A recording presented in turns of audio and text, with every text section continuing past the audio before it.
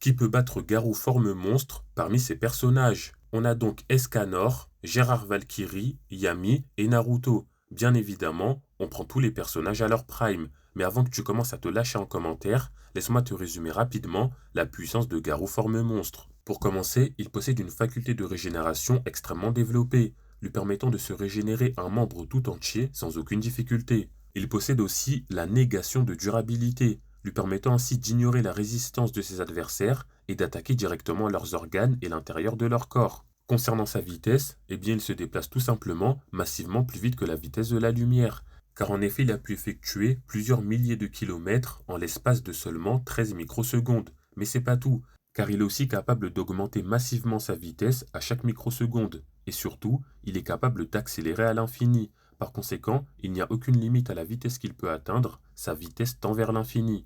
Et pour finir, en ce qui concerne sa puissance pure et dure, eh bien d'un simple coup de pied, il a pu détruire l'équivalent d'un pays tout entier. Les ondes de choc de ses coups de poing sont si puissantes qu'elles faisaient trembler la terre et étaient semblables à une activité sismique. Et surtout, avec son attaque la plus puissante, il a été capable d'aplatir un volcan gigantesque comme une crêpe. L'onde de choc de son attaque a traversé toute la planète et son attaque en elle-même a déformé la Terre et fait émerger de nouveaux continents. Et surtout, son attaque était si puissante qu'elle a déréglé les champs magnétiques et gravitationnels autour de la planète et a même été ressentie dans une autre dimension par Blast et son équipe.